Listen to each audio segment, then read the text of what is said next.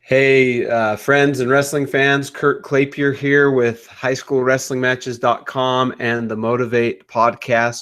And we got a cool little podcast for you today. It's not going to be a long one, but we're going to talk a little bit about the Disney Duels. It's a big tournament, a big AAU tournament out in Florida, and I'll let the expert tell you more about it who lives out there. But first, let me tell you a little bit about what these podcasts are, because we're starting to do a lot more of them. I'm a wrestling coach in Utah and a teacher, and I started two different YouTube channels and websites. One called Motivate, which is meant to motivate people in general, motivate students, motivate athletes. And being a wrestling coach, I do a lot of podcasts with wrestlers. We just interviewed an Olympian named Jesse Thilk. We just interviewed a world team member, a two-time world team member named Tony Ramos. Wrestlers, you know who they are, of course. But and that's specifically for Motivate. So check that out on YouTube. It's called Motivate. In fact, I'll put a link to it here in the video over on the side. You can click on that and go check out the Motivate podcast. But today's not so much a motivational podcast, but an information one. And it's a wrestling tournament podcast that we'll do from time to time, where we'll talk about big tournaments that are coming up around the country, and we'll talk about the results afterward. In this case, it's a pre-tournament podcast, so we'll get into that here in a minute. And also, being a has-been wrestler and a retired wrestler, current coach, I like to try to give value to the other has-beens out there, the other coaches and people who are no longer competing like myself. And so today, if you stick around to the end, I got a little a present for you, if you will, that I'm posting on my website. And it's 5 tips on how not to get fat. I was talking with our guest, Nick, today, and we were talking about how after you stop wrestling, I'm a lot older than he is. I'm 35, but after you stop wrestling, it's like the other extreme. When you're competing, you're eating healthy, or not eating sometimes, but you're eating healthy and you're working out all the time. And then all of a sudden, when you have nothing to compete for, it's the exact opposite. You don't want to work out at all, and there's nothing to stop you from your box of Twinkies and bag of Oreos each day. And a lot of us, like myself, have put on some weight. I got up to 220 pounds, and I'm now back down to 195, mostly because of running.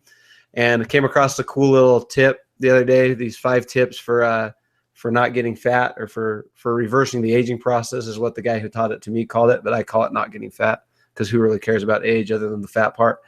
Anyways, at the end of the podcast, I'll show you the link so you can go check that out. But let me introduce to you who we have today. It's Nick Marcus. A lot of you guys listening are from Florida, so you know who Nick Marcus is. He and his dad kind of run the Florida Wrestling Room page on Facebook. It's a cool page for Florida wrestling. It's growing fast. They've got over 4,000 subscribers right now. It's not a page, it's a group. There's a slight difference. Not that it matters, but so if you're not a part of that, I recommend you go check it out if you are a fan of Florida wrestling or want to keep tabs on what's happening out there. Nick runs that with his dad, and he's a former wrestler, a Florida high school wrestler. In college, he wrestled 133 pounds at Buena Vista University. And Nick, that was in Florida, right? No, that was in Iowa. Storm Lake. Iowa, my bad.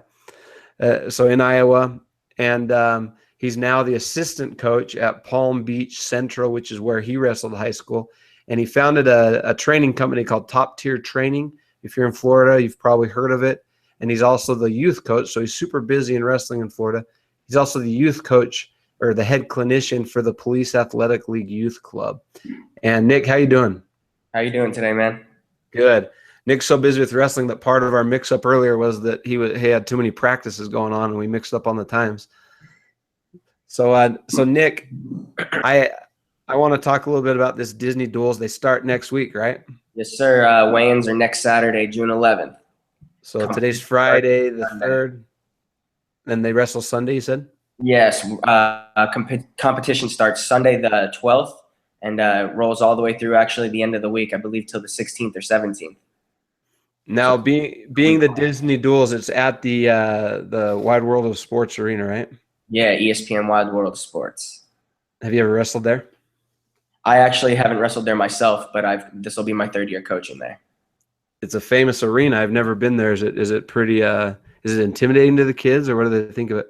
I don't know if it's as intimidating as some of the state tournaments or maybe Fargo or these big arenas. It's not too intimidating. It's more exciting for the kids than anything, just because you're around all the theme parks. You got that Orlando atmosphere, and it's a nice venue. it's set up real well. How many mats can they fit? How many mats do they usually fit down there? Well, last year there was actually a big mishap, and we actually got booked during the same weekend as jump rope. And believe it or not, we got kicked out for jump roping, and we got sent to an alternate venue, and it caused a big problem. But this year they've got that fixed, and we don't have to share with any jump rope or anybody else. So they can fit probably about 16 mats in one arena, and they use 2 there. So they'll probably get at least 30 mats down on the floor. Wow, so it's bigger than, or as big than Fargo in numbers wise, I'm guessing.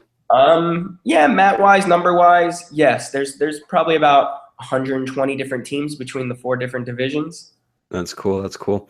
Now, so let's back up a little bit for people who haven't heard of the Disney Duels, or maybe have heard of it but don't know a lot about it. What is the Disney Duels?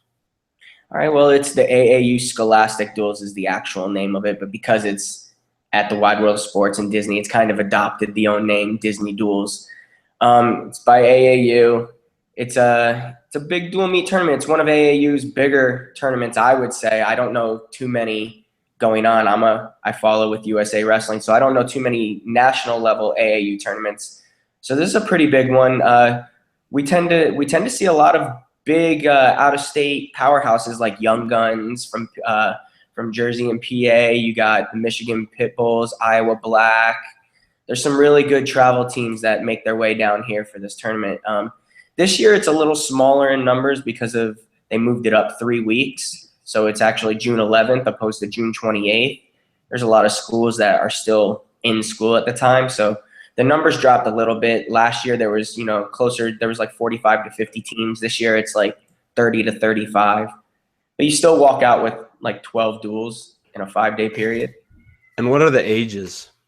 It's high school. It's high school. 9 through 12, right? They allow prep school. So if your school, like within your state, allows you to wrestle as a 7th or 8th grader at the high school level, you're allowed to compete here as well. Now, we were visiting before we started the podcast, and you were saying that you're coaching a couple teams, 2 you said, right? I am. There's a couple different divisions. There's community, which tends to be like the high school team. So say Coach Jeff Jordan brought St. Paris Graham down. Or you got like Brandon, or the other powerhouses like Blair or Wyoming Sem. They come down here with their full team. If you got a full lineup top to bottom of like homegrown kids, you go community. If you can't put together a full team and you need to start picking from other clubs, that's where you start going into the other divisions, which is developmental. That's to help and progress the kids that are right there on the border from placing. It's no state places allowed. So all your state qualifiers, maybe a kid that took a tough loss at regions, that's the division for them. And then you've got All-Star, which is all the powerhouses, your top 20 ranked kids, your state champs. That's where you start seeing the real dirty wrestling. So if I understood right, community would be if I brought my actual high school team? Yes, correct. Does it have to be a high school team, or could it be a club? It could. It's hard. Your club, it more so is high school teams, because you can only have, I believe it's 3. Don't quote me on this, but I believe it's only 3 kids you can have outside of your program.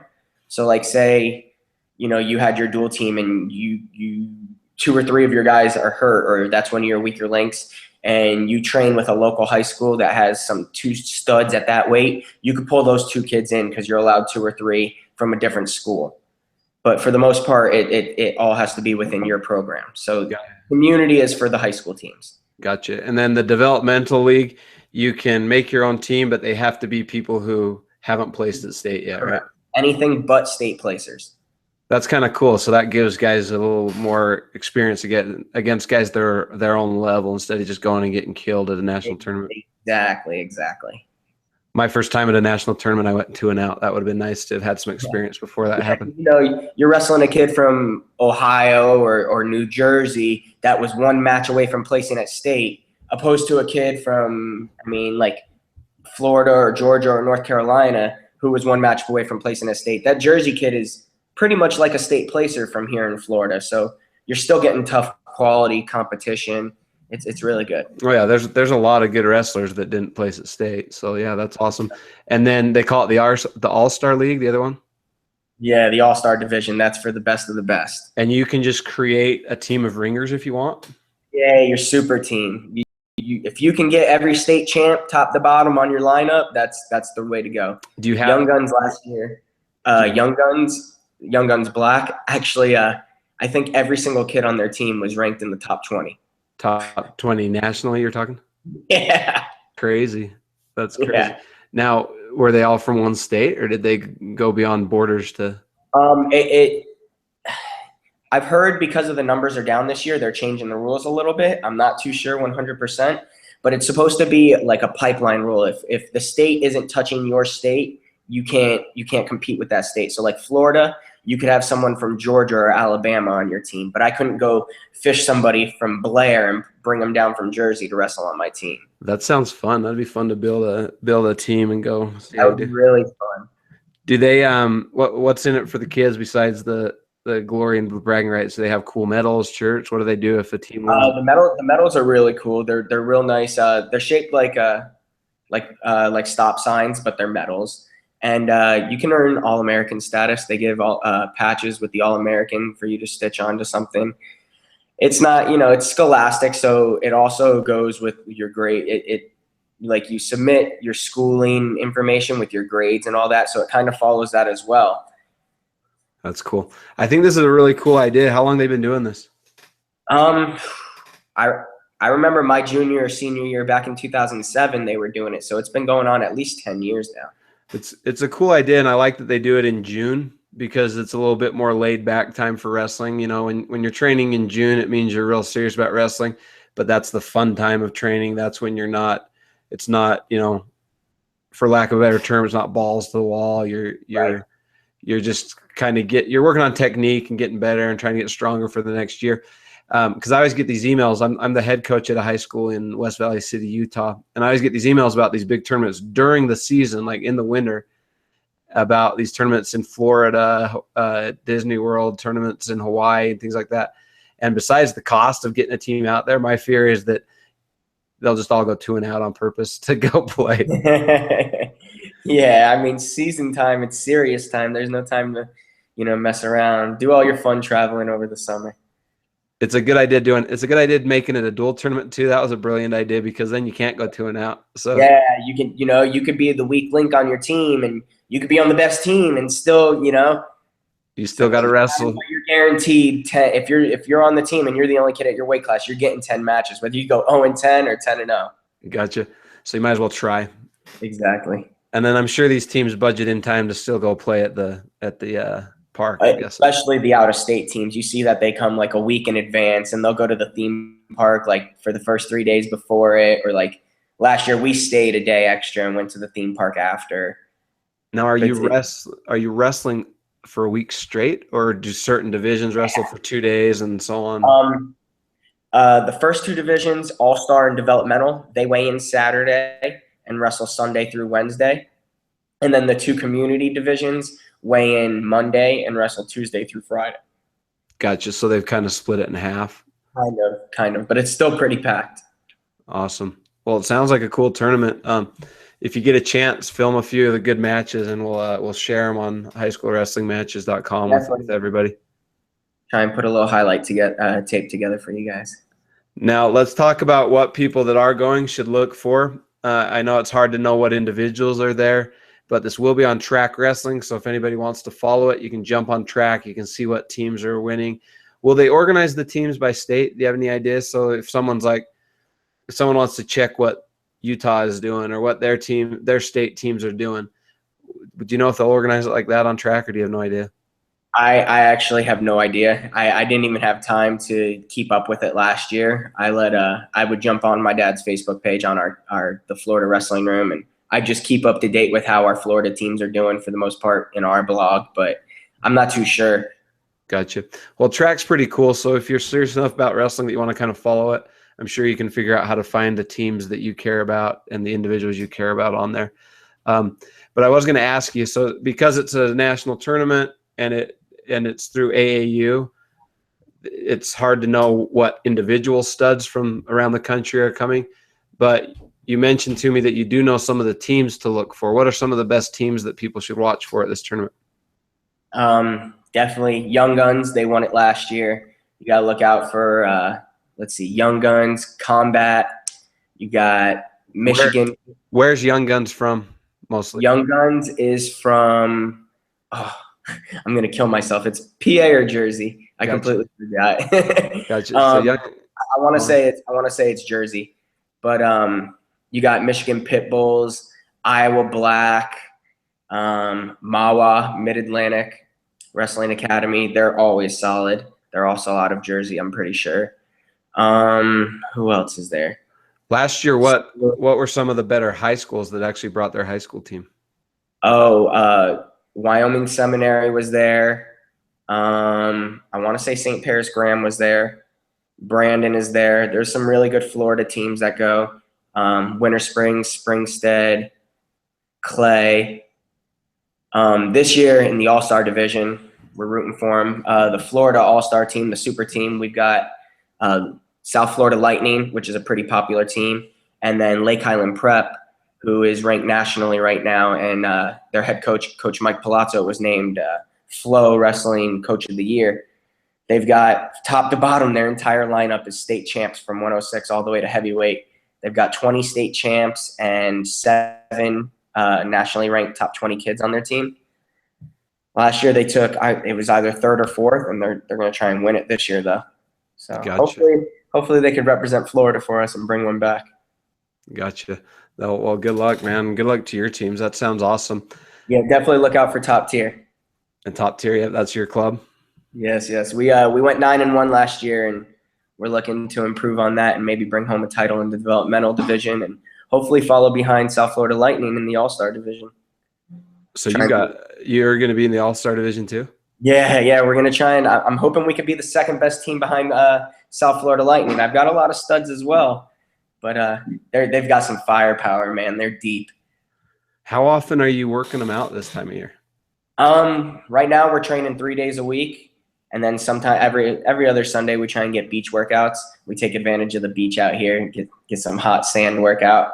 But we go Monday, Tuesday, Thursday. And I'm about to add a Wednesday as soon as Disney's over. So about July, we'll start a 4th day.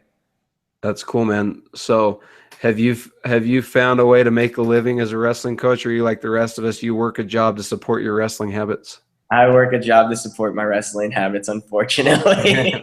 That's too bad. We're trying, man. That's the goal. Hopefully we can get there. It's coming though. That's awesome. Yeah, I'm not that well. I guess I'm there because I'm a teacher, but the wrestling side of it's like 10 cents an hour if I actually figured it out. Yeah, that's what it's not even crazy. Yeah. So, all right, man. Well, Nick, I appreciate your time. You mentioned earlier that it's too late to get involved for this year. It's all set in stone now. Things are going to start in a week. But if people want to check this out, because you've intrigued me, and I may check it out for my team next year. How do we get more information about it? Well, I know you can go on AAU Wrestling or even just Google Disney Duels and it'll pop right up. But if you guys are on Facebook and you're into wrestling, it's not just for Florida. You know, we keep a lot of our Florida information, but it's for a wrestling fan, period. Please check out our page. Search on Facebook, The Florida Wrestling Room. And please join our page. We've got some great topics and articles and stories and everything you could look for, really. Yeah, it's a cool group, and I don't know if it's I think it's the biggest Florida group. It's definitely the most active Florida wrestling group that I've found on Facebook. It's very active. We've got a lot of members, lots of high profile wrestlers as well. I mean, there's people from all over posting. You've got let's see, Ken Sheritow, Steve Mako. We've got Jordan Oliver in there, BJ Futrell. There's some big names in there that are always posting and staying active. Lots of our Florida greats that are back on there too. So it's not just your wrestling or your parents. It's everything. It's pretty cool. Best last question, then we're gonna wrap up. Best wrestler ever from Florida. Go.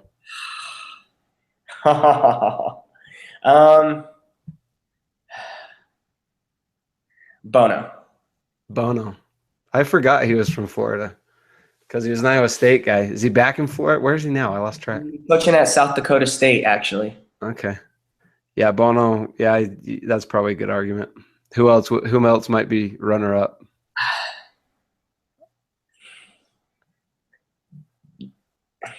I love Bono. Jared Frere. Okay, I love Coach Frere.